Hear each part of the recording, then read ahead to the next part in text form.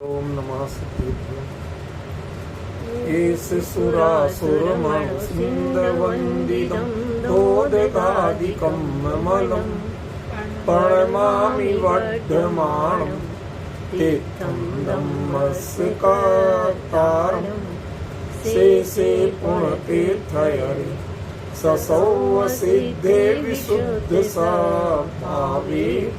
समणे अणानदंस चरित तव वीर्यायारि ते सौवे समगम पतेगमेव पतेगम वन्दामि अवट्टन्ते अर्हन्ते मांसे खेते इच्छा अरिहन्ताणं सिद्धाणं तरणमो गणहराणम् अज्जा वैवगाणं सापूर्णं चैव सौवेसिं तेसिं विशुद्धदंसं प्राणपहाणासमं समासेचे ओवसंपयामि सम्मं जतो निर्वाणसम्पत्ति। प्रवचन सार परमागम ज्ञान तत्व प्रज्ञापन महाधिकार गाथा 45 पृष्ठ 78। पूर्ण फला अरहंता तेसिं किरिया पुनो हि ओदय्या मोहादि विरह्या तम आसा खाई गति मदा। अरहंता पूर्ण फला, अरहंत देव तीर्थंकर परमात्मा पुण्य के फल वाले हैं ही, क्योंकि तेसिम क्रिया उनकी जो क्रिया है वो ओदय्या वो औदयिक है।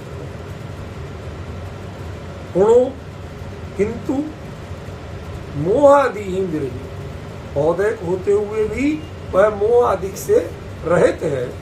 तम्मा इस कारण से सा वह क्रिया खाई गति मदा छायक मानी गई। एक सिंपल अर्थ आपको सांप्रायिक और ईर्यापथाश्रम का अंतर बताइए, क्या अंतर हो?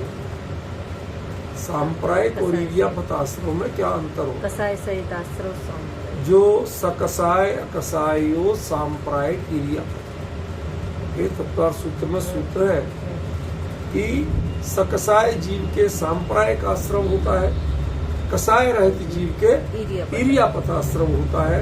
सांप्रायिक आश्रम से बंध अनिवार्य है, लेकिन ईर्यापथ आश्रम से आता और निकल जाता है, बंध नहीं। पर आश्रम, ठीक है। अब यहाँ प्रश्न कुछ अलग है। प्रश्न ये है कि वास्तव में ये स्थिति क्या है? क्या अरहंत परमेष्ठी की ईर्यापथ आश्रम है? क्यों है? योग विद्यमान, योग विद्यमान, ठीक है ना।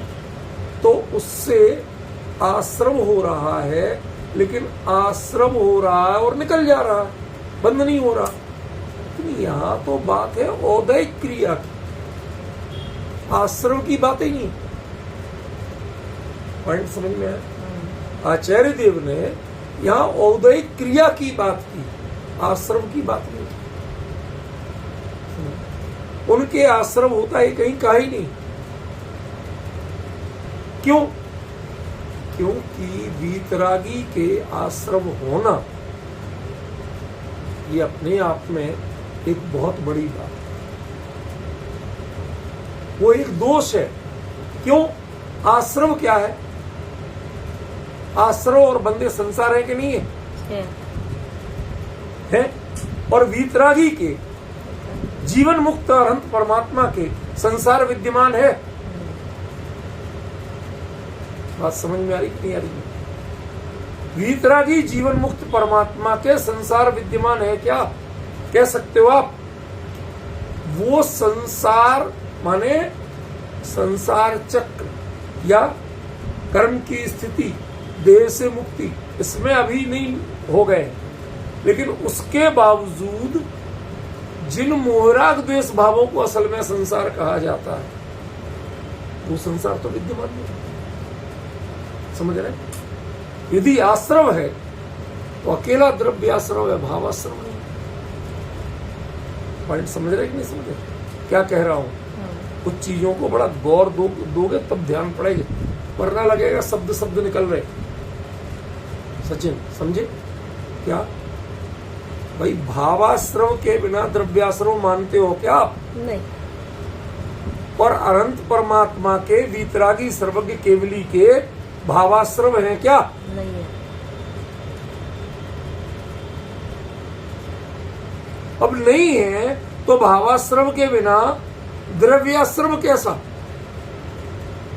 उसे हम आगमन आदि कुछ भी कहें, लेकिन आश्रव संज्ञा नहीं दे सकते।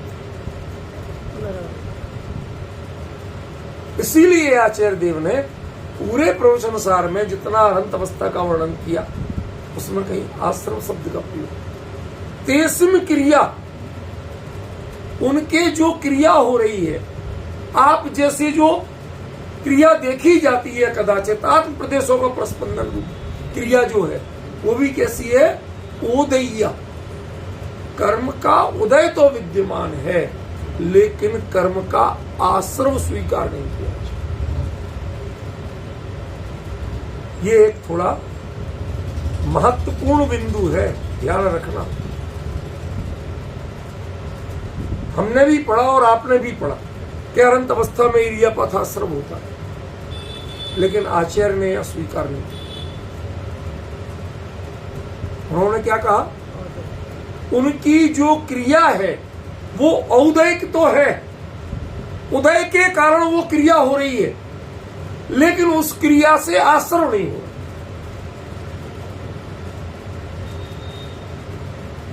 अभी तक उसी के कुछ नहीं आया। शब्द सुन रहे हैं, हाँ हाँ कर रहे हैं, पकड़ में कुछ नहीं है। समझ गए? मुद्दे की बात समझने की कोशिश करो कि आज तक आपने अरहंत अवस्था में संयोग केवली के योग के कारण होने वाले आश्रव को स्वीकार किया है कि नहीं? और उसका नाम इरियापथ आश्रव है कि नहीं? कहा था अभी, आचार्य नहीं मान। वो क्या कह रहे हैं कि जो उनके आत्म प्रदेशों के प्रस्पंदन रूप क्रिया है वो औदयिक क्रिया है,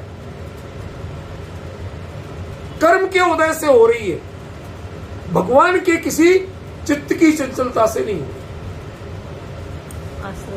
रही।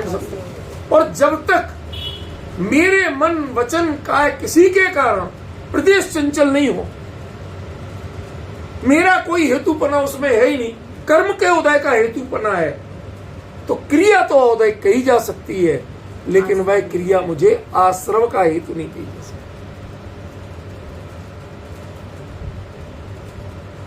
आज वो विषय ले लिया है मैंने कि सीधे सीधे शब्दों को क्षमा करें तो जिनागम से पंगा ले लिया।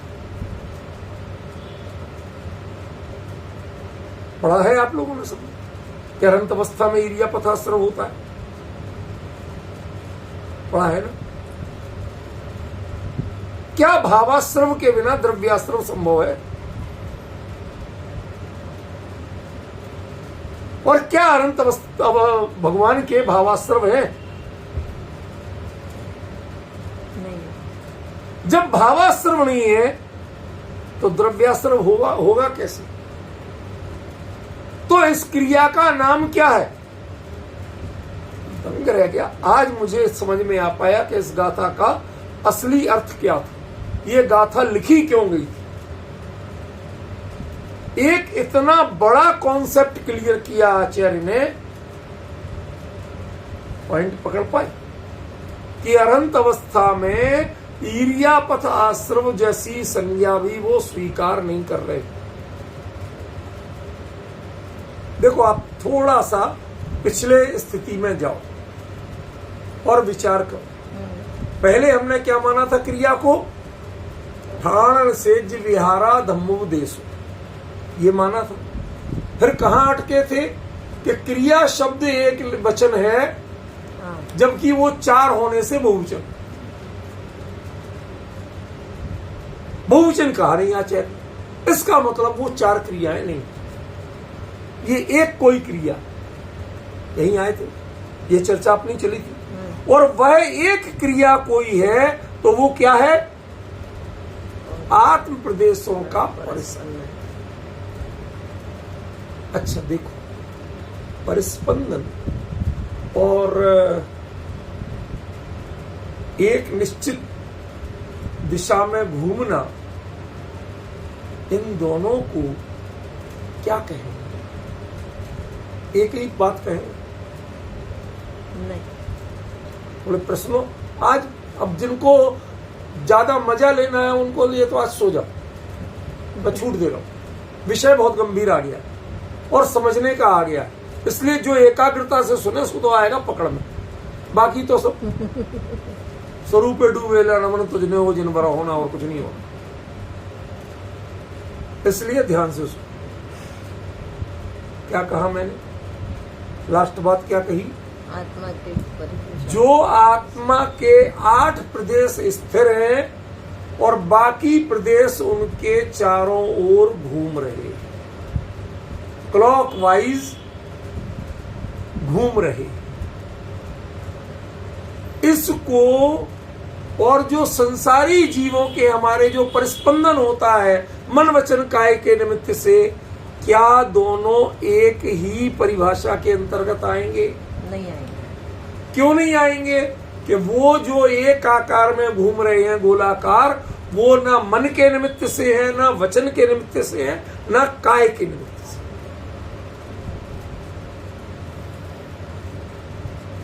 पॉइंट समझो। आपने तत्व सूत्र में सूत्र पढ़ा ज्योतिष विमानों के बारे में, मेरु प्रदक्षिणा नित्य गतियोर निर्लोके, मनुष्य लोक में है और मेरु की प्रदक्षिणा करते हैं। हमें कई लोगों ने प्रश्न लिख लिख के भेजे थे, अभी वो चंद्रयान वाली बात हुई, साहब ये जैन दर्शन के हिसाब से बता। क्या बताएं तुम? हमने पहले मेरु ही नहीं देखा, 1 लाख योजन की दूरी नहीं मापी। अब वो सब जब माप पाए, जान पाए, निर्णय कर पाए, तब तो इनकी दूरी नापेगा। भाई तुम कितनी दूर बता रहे, और वो दूरी उतनी हुई कि नहीं हुई? अब जिन चीजों के हमारे पास फीते ही नहीं है नापने की, उनके हमसे उत्तर पूछ रहे, मैं कहां से बताऊं? मैं चुप रह जाता, मैं इन चीजों में ज्यादा बहस में नहीं पड़ता। साहब जैन दर्शन की प्रमाणिकता कैसे सिद्ध होगी? भाई यदि तुम्हें जैन दर्शन की प्रमाणिकता सुमेरु की ऊंचाई से सिद्ध करनी है तो भैया मेरे तो हाथ जोड़े, मैं तो हारा हुआ व्यक्ति हूं। क्यों? कि 1 लाख योजन नापने का मेरे पास कोई फीता नहीं, और उसके नापने में मैं अपना मनुष्य भाव खराब नहीं करना चाहता। हम तो जैन दर्शन को 1 लाख योजन का मेरु इसलिए ये नहीं मानते, आत्मानुभूति का मार्ग और मोक्ष का मार्ग, उसी में जैन दर्शन मानते। इसलिए इससे यदि समझना हो कि जैन दर्शन साचा के झूठा, तो समझा सकता हूं, लेकिन सुमेरु की लंबाई नाप नाप के, और वो सूर्य चंद्रमा उसकी प्रदक्षिणा कर रहे कि नहीं कर रहे, माफ करना मेरे पास तो क्षमता नहीं। अब चाहे तुम हमें अनाड़ी समझो, जो चाहे समझो, मैं सब मानने को तैयार हूं, लेकिन इस बारे में अपना माथा खराब करने को तैयार हूं। तो मैं क्या कहना चाहता हूं? सूत्र क्या है? मेरु प्रदक्षिणा नित्य गति और निर्लोक, वो नित्य अपनी गति से चलते रहे। सही है, नित्य अपनी गति से चलते रहते हैं, तो तिथि घटती बढ़ती कैसे? जब उनकी चाल ही नहीं बदल रही तो तिथि घटती बढ़ती कैसे? तो बताओ। मेरे प्रश्न समझ में आ पाया कि नहीं आ पाया? इसका मतलब आपकी तिथि किसी और से घट बढ़ रही है, किसी और भी सूर्य चंद्रमा को आप मानते हो। ये ग्रह नक्षत्र तारका प्रकीर्णाकाश्च, ये जो उसी में सूत्र है ना, ग्रह नक्षत्र तारका प्रकीर्णाकाश्च, ये अलग चीज है और असल सूर्य चंद्रमा अलग चीज। वो ज्योतिष विमान है और ये ग्रह है। जो आपकी तिथि घटती बढ़ती है वो ग्रहों से घटती बढ़ती है, वो असल सूर्य चंद्रमा से नहीं घटती बढ़ती। क्यों? उनकी नित्य गति है, एक निश्चित। जब उनकी गति ही नहीं बदलती है तो आपकी तिथि कैसे बदल जाती? विचार करना, ये तो दृष्टांत है, मेरा सिद्धांत नहीं। समझे? वो नित्य गति है, उसको हम चंचलता नहीं कह सकते। निश्चित जगह में निश्चित स्पीड से चलना, निश्चित दिशा में, उसमें परिवर्तन नहीं आता, उसको हम चंचलता नहीं कह सकते। गड़बड़ी की आशंका कहां होती है? तिथि क्षय और तिथि वृद्धि कहां होती है? ये ग्रह आदि में जिनकी चाल अनियमित है। समझ लो। तो जिनके प्रदेशों की गति एकदम निश्चित है, उसे हम परिस्पंदन कैसे कह सकते हैं? हलन चलन कैसे कह सकते हैं?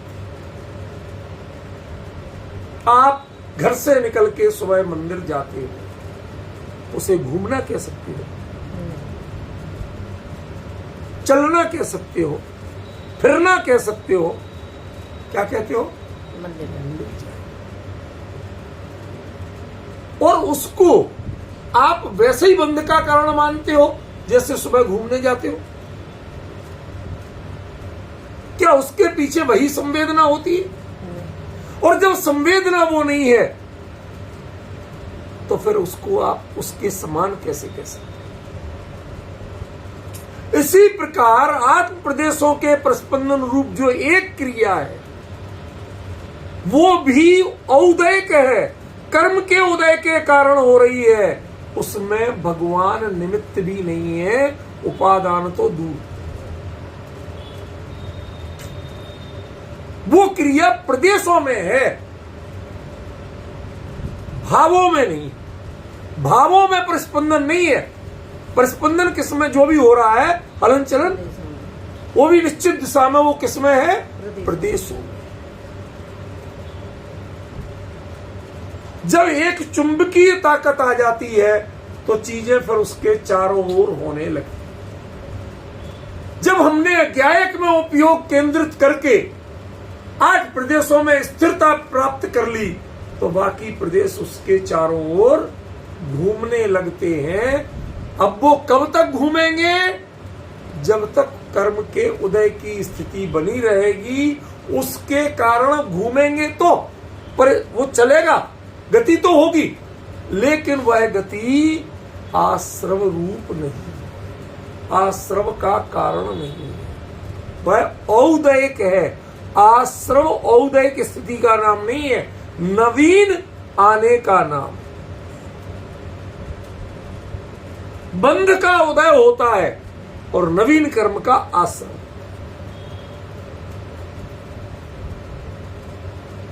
मुझे पता है अच्छी तरह के आज बहुत सारे लोग पढ़ पढ़ के 10 तरह की जिज्ञासाएं, 10 तरह की ऊहापोह, मेरे से नहीं कहेंगे, इधर कहेंगे, उधर कहेंगे। तत्वार सूत्र में उमा स्वामी ने झूठ लिखा क्या? इतने आचार्यों ने झूठ। भाई वो आगम पद्धति के, जो पोथी में पढ़ा सुना छदमस्तों से, वो लिखा है, और ये केवली के साक्षात देख के लिखा है। इसलिए प्रवचन सार के कथन को मैं बियॉन्ड द कंपेयर मानता हूं, अन्य किसी से तुलना करने योग्य नहीं मानता। अब डिफरेंस समझ में आ रहा है? मैं मतलब पढ़ते पढ़ते इतना माथा घूमा कि क्रिया है औदयिक और क्षयक मानेंगे, यही तो लिखा ऊपर। क्रिया कैसी है? औदयिक और क्षयक मानेंगे। उसमें आश्रविक क्रिया कहां कही? आश्रव तो नवीन का होता, पुराने बंधे हुए का अकेला उदय होता। इसका मतलब है कि उनके नवीन बंध तो नहीं है, लेकिन उसे आश्रव भी नहीं कहा गया। कोई नवीन कर्म आने की हिम्मत नहीं करता। अनंत परमात्मा केवली वीतरागी सर्वज्ञ। उनके वहां से होके जाए, इतनी ताकत भी किसी कर्म की नहीं।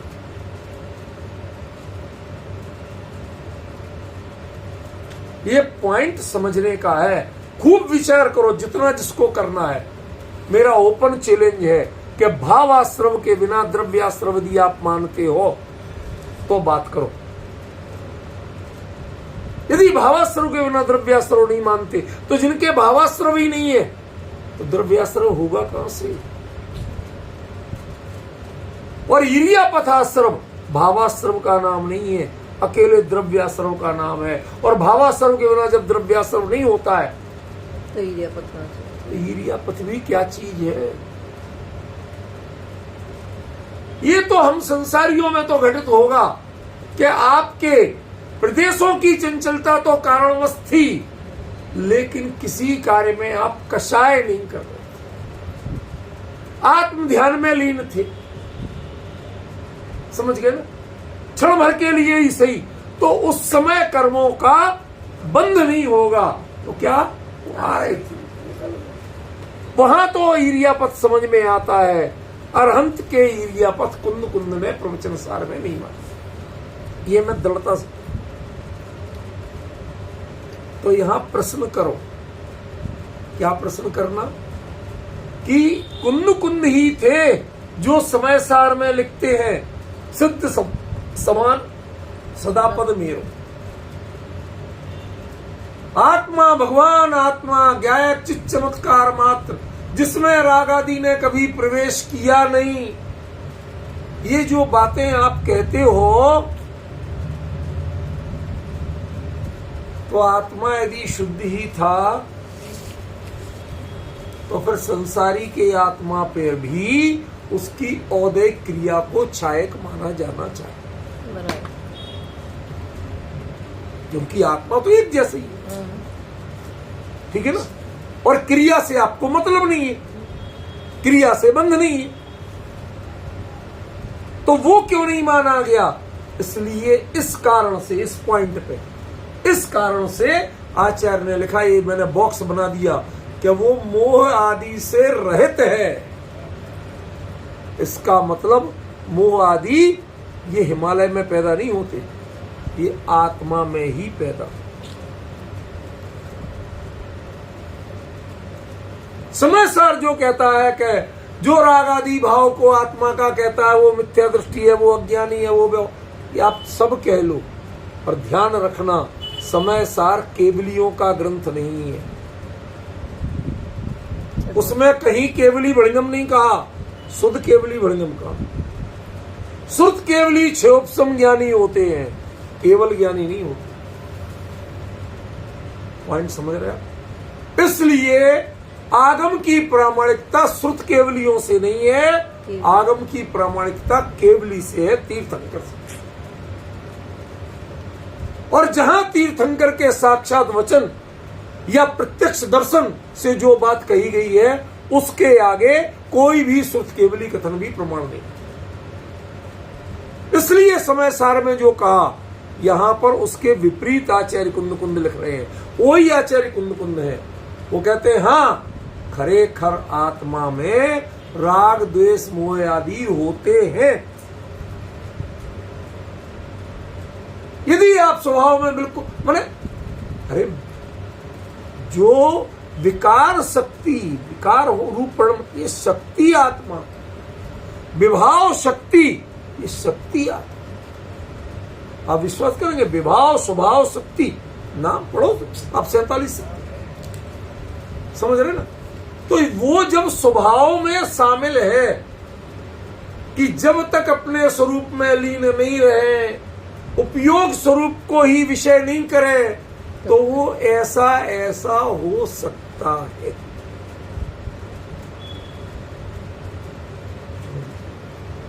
तो कैसे दावा कर सकते हो कि नहीं होगा?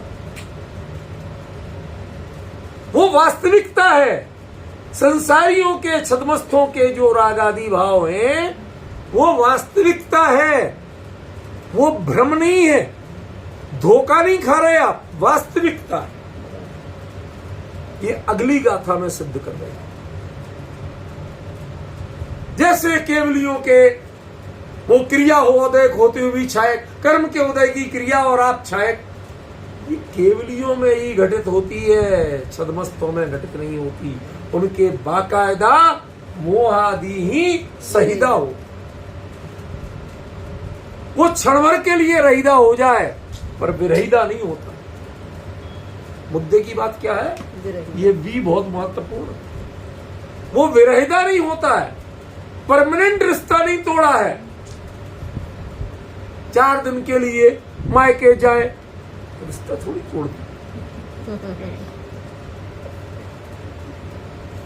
पर आए थोड़ी हो गए, समझ गए? वो रहिदा है, वो विरहिदा नहीं।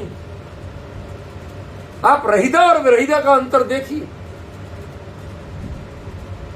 पहली बार पहुंचे 5 मिनट नहीं हुए, लेकिन संबंध तोड़ के आए तो पूरा घर चिंतित होता है, हर्षित नहीं होता बेटी के आने से। ये होता है नहीं। और खाली रहिदा होके आए और महीने भर के लिए भी आए तो पूरा घर सर से, आज तो बिटिया इतने दिन के लिए आई, चलो अब जरा चैन से रहेंगे। ये आप अंतर अनुभव कर रहे हो कि नहीं कर रहे हो? आचार्य ने शब्दों को कैसा मोतियों की तरह जड़ जड़ के प्रयोग किया है कि वह मोहादि से विरहित है, परमानेंट संबंध त्याग करके आए हैं। तो वो परिणति जो है वह परिणति छायक मानी गई, जिसके मोहादि का त्याग ही नहीं है, परमानेंट त्याग नहीं है। थोड़ी बहुत देर की बात नहीं चलेगी, तब तक वह परिणति जो औदयिक है वह छायक नहीं मानी जा सकती, उसे परिशुद्ध नहीं कहा जा सकता। अब आप समझिए कि जो मैं शुरू से कहता आ रहा हूं कि प्रवचन सार ये कुंद कुंद का फाइनेस्ट टेक्स्ट, और समय सार जो है वो सबसे प्रिमिलरी टेक्स्ट, वो बच्चों के लिए है, और प्रवचन सार प्रबुद्धों के लिए है। कुंद कुंद के ग्रंथों को पढ़ते पढ़ते अभ्यास करते करते जब आप परिपक्व हो जाओ तब प्रवचन सार पढ़ो, तब समझ में आएगा प्रवचन सार। और जिसे कुछ भी नहीं आता, आ बैठ तुझे समय सार सुनाता हूं। लोगों ने समय सार को ये हुआ बना दिया, अरे वो तो समय सार की बात है। भाई साहब, आत्मा को परिशुद्ध कहना, सदा काल शुद्ध कहना, ये बच्चों की बातें हैं, ये प्रबुद्धों की बातें नहीं है। क्यों?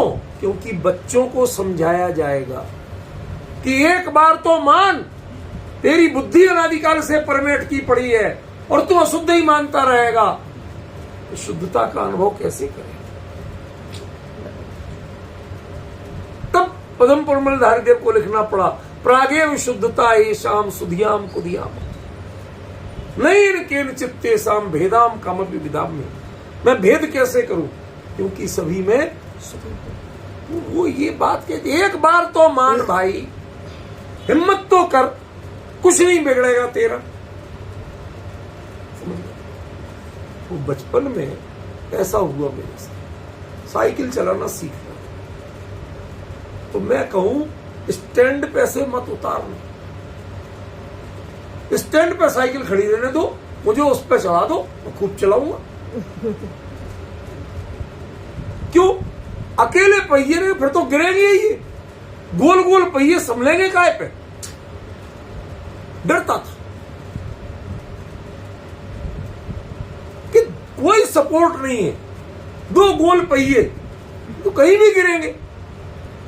समझ में नहीं, एक बार तो चला, आंख बंद करके चला, पता चलेगा कि ये अपने आप भी चलते हैं, गोल पहियों पे भी चला जा सकता है। तो ऐसे ही स्वरूप की शुद्धता का भरोसा करके, उस पर उसका संवेदन करके, अनुभव करके भी आप जीवन चला सकते हो, कोई खतरा नहीं है। इसके लिए वो बात कही थी, और आप क्या मान के बैठ गए कि हम 2 पहियों पे खड़े रहेंगे। ध्यान रखना, चलाना और खड़े रहने के लिए स्टैंड चाहिए, गोल पहियों, चलाने के लिए भले ही नहीं चाहिए। इसी प्रकार नए चर्चा चलाने के लिए आप गोल पहियों पे भी चला सकते हो, परिशुद्ध कह के भी चला सकते हो, लेकिन जब आपको परिणति उस रूप में स्थिर करना हो तो वो यथार्थ ही बताएगी, फिर उसमें नए विवक्षा नहीं चलेगी। और यथार्थ परिणति क्या है कि जब तक विरहित नहीं होती है तब तक रहित होके भी वो छायक नहीं। क्या कहा? हाँ। रहित होके भी छायक नहीं। जैसे बेटी मायके जाके भी तलाक नहीं हो गया उसका, पति को छोड़ के नहीं आई है वो। क्या गजब, छोड़ के नहीं आई, लेके आई हो। बड़ी आपत है। क्या कहे, हां कहें कि ना कहें, ये सब चलेगा। आपको विवेक से निर्णय करना है। असली मुद्दा यही है। वो छोड़ के नहीं आई है, फिर भी छोड़ के आई है, साथ में नहीं लाई। ऐसे ही वो रहित तो हुई है लेकिन विरहित नहीं हुई है, और जब तक विरहित नहीं हुई है तब तक वो छायक नहीं है। किसी विषय में तावत काल मोह राग द्वेष से रहित होना, ये रहितपना है। उस परिणति को छायक नहीं कह सकते, उसको परिपूर्ण निर्मल नहीं कह सकते, उसको कैवल्य नहीं कह सकते। समझ में? कैवल्य क्या है? जब विरहित होगी, परमानेंट रिश्ता टूटेगा, तब जाके छायक। थोड़ा सा और इसको विस्तार दे दे। भाभी जी मायके जाए, आप यहां रहो, तो उतने दिन के लिए आपको ब्रह्मचारी जी कह सकते हैं? नहीं कह सकते। भाई गड़बड़ी तो आप कुछ करते नहीं हो, अच्छी तरह जानते हैं। तो उतनी दिन के लिए कह सकते हैं क्या? विरहित नहीं है, रहित है। रहितपना संयोग की स्थिति का नाम है और विरहितपना स्वभाव की स्थिति का नाम है। सचिन समझ रहा है क्या कह रहे हैं? रहितपना संयोग की स्थिति का नाम है। अभी संयोग नहीं है, फिर हो जाएगा। लेकिन विरहितपना स्वाभाविक स्थिति का नाम है, जो मूल स्वभाव में आ गया। अब पुनः कभी संयोग, कोई संयोग उस पर लागू नहीं पड़ सकता। तो जो ये कर्म के उदय का संयोग है, ये उस पर कैसे लागू पड़ेगा? इसलिए क्रिया कर्म फिलॉसफी के अनुसार औदयक है और स्वभाव के अनुसार छाया। सब क्या करें, हम आचार्यों के वचनों पर नहीं टिकते हैं। कुंद कुंद के प्रवचन सार की टीका, कुंद कुंद के प्रवचन सार का व्याख्यान हम आगम ग्रंथ पढ़ के करना चाहते हैं। कैसे हो जाएगा बताइए? आप ही लोग कह रहे थे बैठती समय कि हाँ उन्हें ईरिया पथाश्रव होता है, अब कहने की हिम्मत है? डिफरेंस समझे?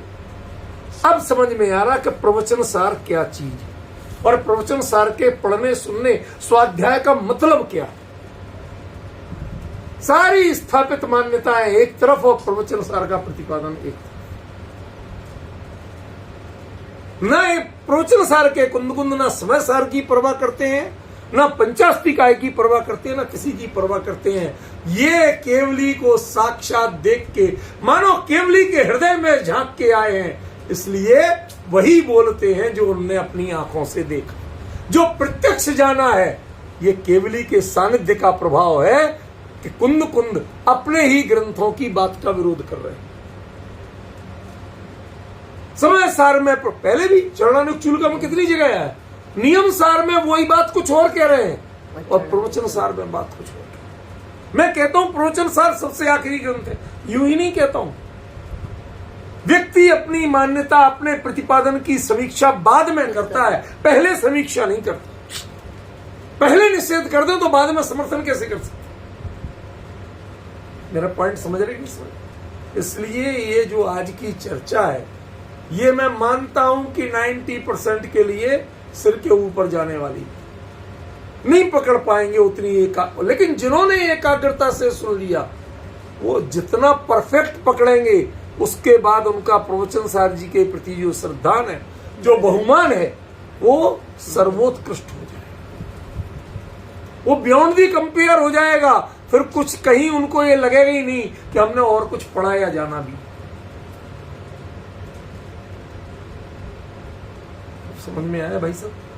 कहा था, शुरू से कहता था, Pravachanasara is the finest text of Acharya Kundakunda, सर्वोत्कृष्ट ग्रंथ है उनका। इसमें केवली के साक्षात्कार की बात है, आमने सामने करके केवली से वो बात कर। आप बताइए, बचपन से हम भी पढ़े, आप लोग भी पढ़े कि अनंत अवस्था में ईर्या पथ आश्रव होता है। वो कहते नहीं होता, कहते फिर आत्म प्रदेशों का प्रस्पंदन कैसे होता है कि ये क्रिया उदयक है, लेकिन आश्रव का कारण जो भावाश्रव पक्ष है, राग द्वेष वो विद्यमान नहीं है, इसलिए खरेखर वो क्रिया छायक मानेंगे। भगवान के दरबार में छायक मानेगी। हम उदयक कहने वाले कौन होते?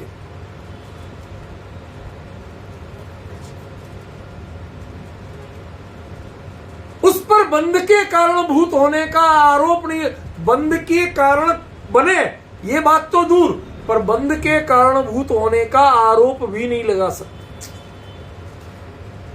क्या कहा? नहीं आया पकड़ में। आप लोग हाँ तो कह देते हैं, मुझे पता रहता है कि पकड़ में आया कि नहीं। क्यों नहीं आया? सुनो फिर से। बंध के कारणभूत होने का आरोप किस पे लगेगा? जो भावाश्रव। भाई कोई चीज जब उसे आश्रव कहोगे तभी तो वो बंध के आया, तब तो बंधा।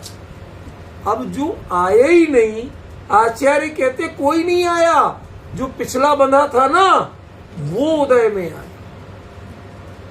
नवीन नहीं आया।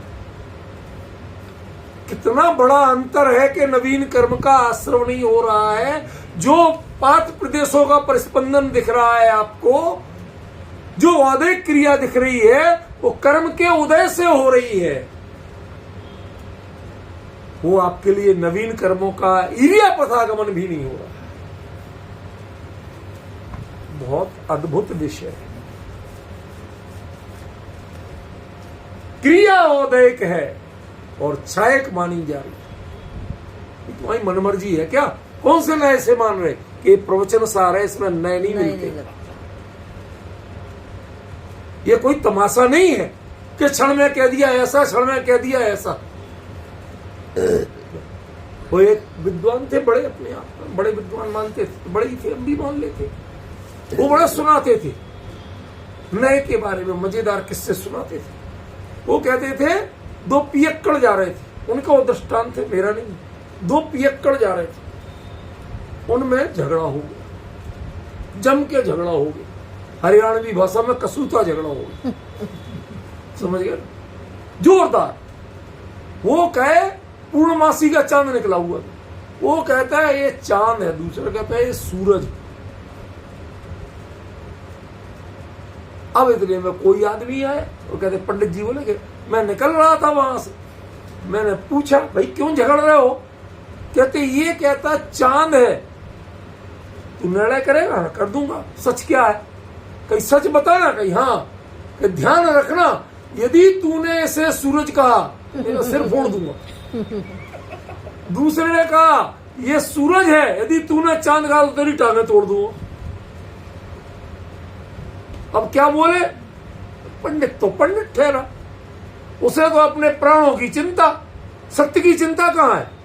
ये मैं नए पे कथन कर रहा हूं, किसी व्यक्ति पे नहीं कर रहा हूं। पंडित चतुर ठहरा, उसने कहा यहां से देखने से चांद लगता है, इधर से देखने से सूरज लगता है। अपने सिर भी बचाया, पैर भी बचाया और खिसक लिए। ऐसे ही नयों ने आपको दोनों तरफ से बरगला के तसल्ली दे के निश्चय से तो आप शुद्ध हो, और जो ये अशुद्धि है ये तो व्यवहार की है, आपने सुधरने की कोशिश ही नहीं की। इन नयों ने आपको मिसगाइड कर दिया।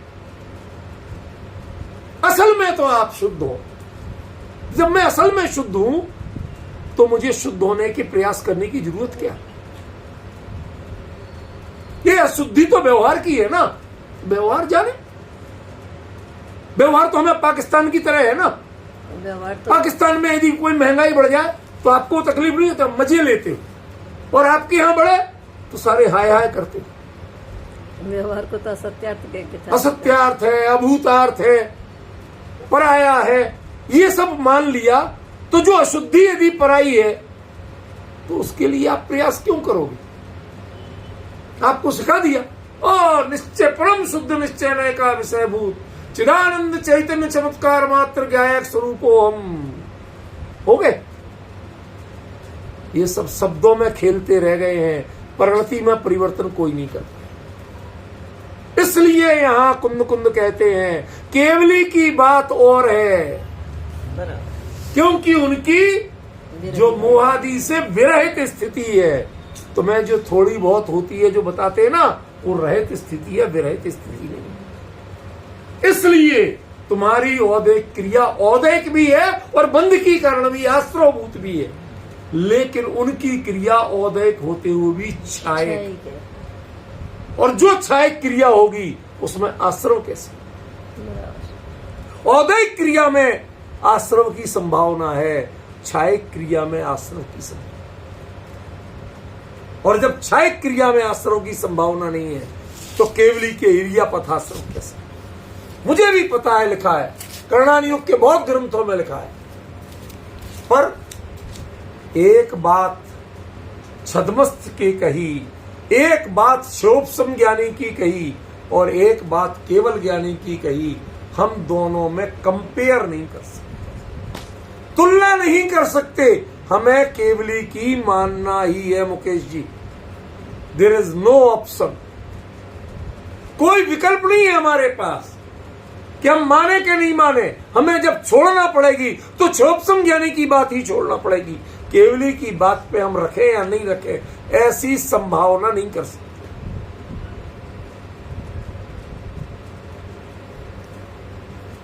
ऐसा विचार तो करना पड़ेगा, हिम्मत तो करना पड़ेगी। यदि भगवान की साक्षात वाणी केवली परमात्मा के सानिध्य में है, कैसे कुंद कुंद ने 7 दिन में अपने उपयोग में अपने भले अनुभवी क्षोभसम ज्ञानी थे, लेकिन क्षोभसम ज्ञान का पात्र था मात्र, उसमें जो भरा था वो तो केवल ज्ञान का वचनामृत,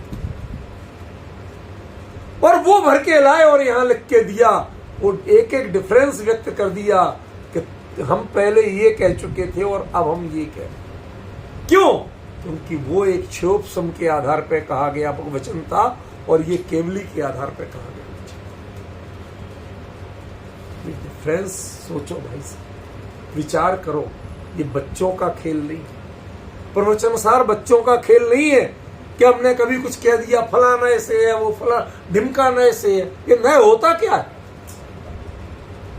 ये टोटली बच्चों को वर्गलाने वाली बातें हैं। किसी को ऊपर चढ़ा दिया, किसी को नीचे गिरा दिया। जैसे वो बारात चलती है तो जिसकी शादी है उसको घोड़े पे बिठा दिया, बाकी पैदल चल दिए। तो पैदल चलने से बाप छोटा हो गया और लड़का पैदल चलने से बड़ा हो गया, घोड़े पे बैठने से बड़ा हो गया। ये क्या ऊपर नीचे करते रहते हो आप?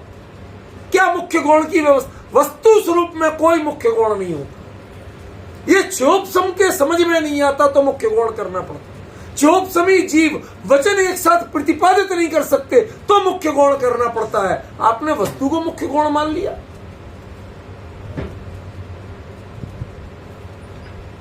कोई नीचे समझ रहे? आपने वस्तु को मुख्य गुण मान, ये सबसे बड़ा दोष है। नयों में जो मुख्य गुण की व्यवस्था है उसे आपने वस्तु पर लागू कर दिया। ये सबसे बड़ा अपराध हो गया नए ज्ञान का। नए ज्ञान अपराध नहीं है, उसकी वास्तविकता नहीं समझ पाए आप। वो वचन में मुख्य गुण कहता है, आप वस्तु में मुख्य गुण समझने लगे। आप आत्मा में समझने लगे कि मैं तो निश्चय से शुद्ध हूं और व्यवहार से अशुद्ध हूं। ये कहां से लाए भाई आप? वस्तु में कैसे लगाया आपने? विवक्षा में लगाते तो समझ में आता। विवक्षा, नया नाम ही विवक्षा का है, और उसे आपने वस्तु का स्वरूप समझा। कितना बड़ा दोष हो। इसलिए मैं किसी ग्रंथ की कीमत कम नहीं करना चाहता, सबके कर्ता कुंद कुंद है, लेकिन प्रवचन सार के कथन के आगे मैं कुंद कुंद के अन्य ग्रंथों के वचन को भी भाव देने को तैयार नहीं हूं। सर्वोत्कृष्ट जो है तो वो ये, दिस द फाइनल जजमेंट। 95 साल की उम्र में कुंद कुंद, जब हमारे से तो हाथ भी कलम नहीं पकड़ी जाए, तब प्रवचन सार की 275 गाथाएं लिखी हैं कुंद कुंद। जब हमसे कमरे से बाहर नहीं निकला जाए, तब विदेश क्षेत्र जाकर के ये माल लेके आए। जब हमें एक दिन का उपवास नहीं किया जाए, जब 7 दिन निर्जल निराहार भगवान के समोसन हमारे ऊपर कितना उपकार किया उन्होंने, कभी हम समझ पाते हैं? कभी कीमत कर सकते हैं? समय सार के लिए तो आपने लिख दिया, तथापि कुंद सूत्रों न अंकाय मूल्य न। हम रत्नों सोने के पत्र बनाओ पत्र कुंदन ना, रत्नों ना अक्षरों लकी, तथापि कुंद सूत्रों ना। उस कुंद सूत्र में आपके प्रवचन सार क्यों नहीं आता है? असल तो ये है, हम कुंद सूत्र में समय सार समझते हैं, पंचास्तिकाय समझते हैं, नियम सार समझते हैं। असली सूत्र तो ये जो भगवान के वचन है वो असल में सूत्र कहलाते हैं। भगवान के सीधे वचन रूप कोई है तो वो प्रवचन सार। 95 साल की उम्र में यहां से विदेश क्षेत्र गए थे, और वहां से आके जब ये प्रवचन सार लिखा था, आप कल्पना तो करिए। और ये प्रवचन सार लिख के छोड़ा और संलेखना लेने कुंदाद्री चले। आपको पता है, कहने को तो दक्षिण के दक्षिण में है, लेकिन रास्ते से भी जाए, जमीन के रास्ते से, तो कम से कम 800 किलोमीटर की दूरी है, और बीच में कितने ही पहाड़ हैं। इतनी दूर गए संलेखना लेने ताकि कोई डिस्टर्बेंस। अभी भी वहां शेर घूमते हैं। अनंत भाई बताते कि जब वो पहाड़ पे रास्ता बनवा रहे थे, और जो भाई थे साथ में उनके, हमारे एक दिनेश भाई थे उज्जैन वाले, वो थे, और भी कुछ लोग थे, तो जो वहां अपनी ओर से सेवा भाव से, वो लोग बताते कि दोपहर को जब हम लोग खाना वाना खाने बैठते थे, तो 2-3 शेर इधर उधर से आके वो बैठे होते थे बगल में, और वही हम अपने डिब्बा खोल के खा रहे हो। कहते आदत पड़ गई, कब तक डरे, कहां तक डरे। कहते उन्होंने हमें कभी नहीं बोला, गुर्राए तक नहीं, और हमने उन्हें कभी नहीं छेड़ा, आराम से देखते रहते थे। हमने उन्हें नहीं छेड़ा, उन्होंने हमें नहीं छेड़ा। ऐसी जगह जब गुरुदेव गए थे उस कुंदाद्री पर, तो और देखा कोई साधन नहीं। उस समय लोग यात्रा में भी बहुत पैसा लेके नहीं चलते थे। समझ रहे हो सुभाष जी? नहीं चलते थे ज्यादा लोग। तब गुरुदेव ने लोगों से कहा, भाई कुछ है? उस समय के 11,000 रुपए, उन 11,000 रुपयों से वहां एक स्वाध्याय मंडप जैसा एक हॉल बनाया गया और उस पर पार्टियां लगाया गया कि गुरुदेव श्री के साथ आए जो यात्रा संघ, उन्होंने यहाँ आचार्य कुंद कुंद की समाधि हुई थी, इसकी स्मृति में ये बने। आज भी वो पत्थर नए जीर्णोद्धार में तोड़ दिया, तो वो पत्थर हुमचा पद्मावती के जैन मठ में विद्यमान है। मैंने खुद जाके देखा। समझ रहे कैसे कैसे कार्य हुए, और क्या कुंद कुंद थे। वहां से चल के 800 किलोमीटर से ज्यादा पैदल चल के अपनी संलेखना स्वयं करने पहुंचे। इतने पुरुषार्थी कुंद कुंद, और उन्होंने जाने के पहले, संलेखना पर जाने के पहले, समाधि अंतिम लेने के पहले प्रवचन सार विदेश क्षेत्र जाके भगवान की वाणी लाके हमको दी। और हम इसमें तर्क वितर्क करना चाहते हैं। अरे तुम उपकार मानो कि उन्होंने जो लिख दिया है उसको समझने की कोशिश करो। ये तर्क वितर्क की चीज है। बराबर ख्याल में आ रहा है? क्या गजब कर दिया। मोहादि ही विरहिता, पहले विरहित होने का अर्थ सीखो तो तुम्हें समझ में आएगा कि औदय क्रिया छायक कैसे होती है। लेकिन तब भी ध्यान रखना, वो क्रिया औदयिक थी, आश्रविक नहीं थी। वो आश्रम का कारणभूत नहीं थी, चाहे वो ईर्यापथ हो चाहे कोई हो, आश्रम का कारणभूत, क्योंकि आश्रम संसार की पहचान है और केवली संसारी होते। क्या बात कह दी, मुझे तो मतलब इससे आगे कुछ बोलने की हिम्मत नहीं हो रही भाई साहब। क्या बोले, क्या कह रहे हैं, हम इसको एक बार पचा ही लें, समझ ही लें तो शायद इस गाथा, सच कहता हूं इस गाथा पे 6-7 घंटे कितने हो चुके, 6-7 घंटे हो चुके हैं। आज उसके बाद चल रही है, पर मैं कहता हूं जो चर्चा आज निकली, जो मर्म आज निकला, उसने आंखें खोल दी, दृष्टि बदल दी। आगम की कथन अलग हैं और कुंद कुंद के प्रवचन सार के कथन। हम इससे उनको, उनके प्रमाणों से इसकी प्रमाणिकता नहीं कर सकते हैं। ये बात यदि वहां मिल जाए तो इससे उनकी प्रमाणिकता कर सकते। एकमात्र आचार्य जिन्होंने केवली पंचम काल के ग्रंथ लिखने वाले इकलौते आचार्य जिन्होंने केवली के पास बैठ के एक एक चीज को समझा, एक एक जिज्ञासा का समाधान लिया और वो लाके इस ग्रंथ में लिखा, ऐसा और पूरे जिनागम में कोई ग्रंथ नहीं। इसलिए मैं प्रवचन सार को बियॉन्ड द कंपेयर कहता हूं। किससे तुलना करोगे?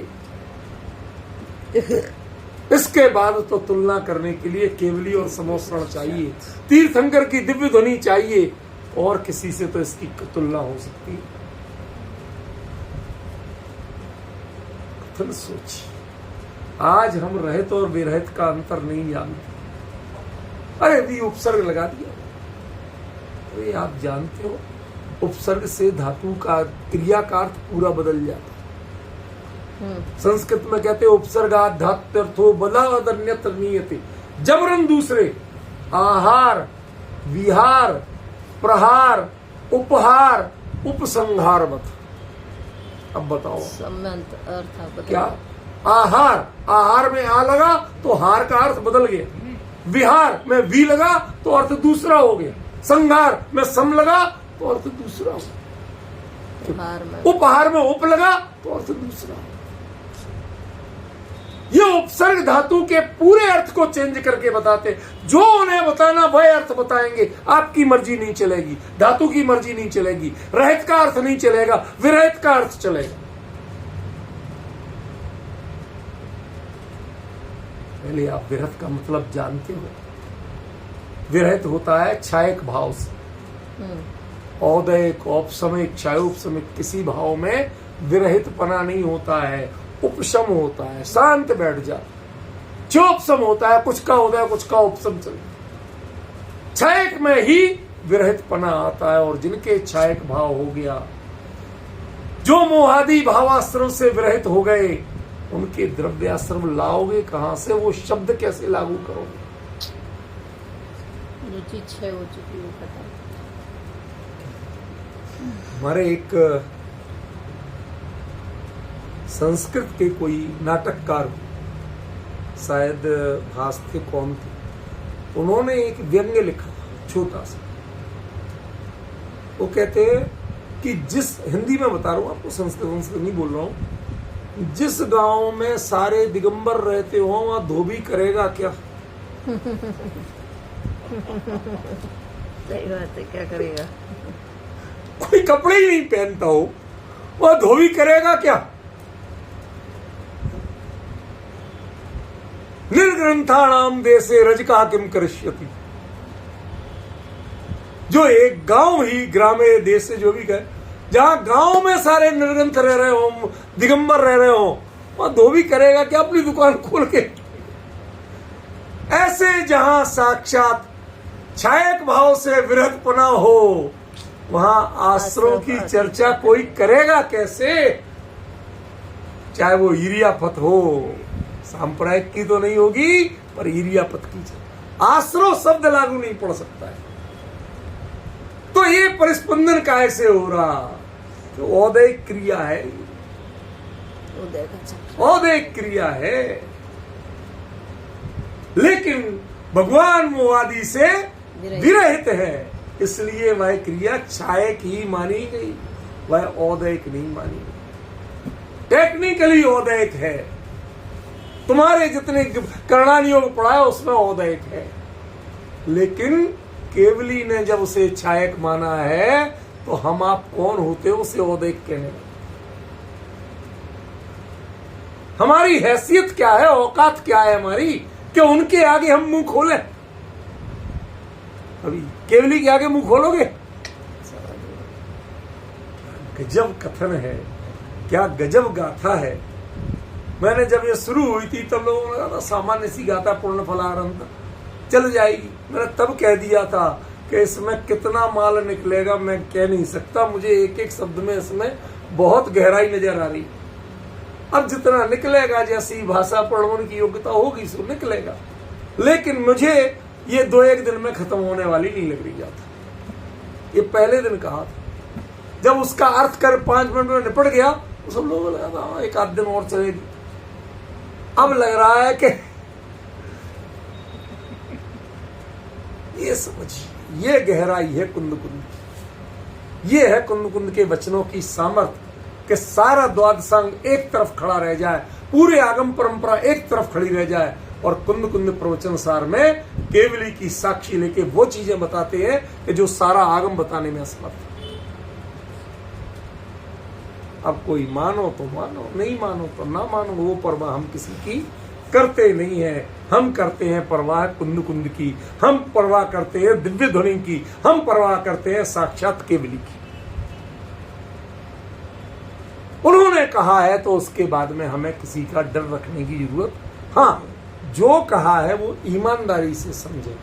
अपने अहम की संतुष्टि के लिए उनको शस्त्र मत बनाइए, ये शास्त्र हैं शस्त्र। जब आपके अहम की संतुष्टि के लिए आप उद्धरण देते हो तो वो शस्त्र बनते हैं, और ज्ञानियों के मर्म को खोलने के लिए जब उद्धरण देते हो तो वो शास्त्र बनते हैं। सचिन, ये अंतर लिख के रखना।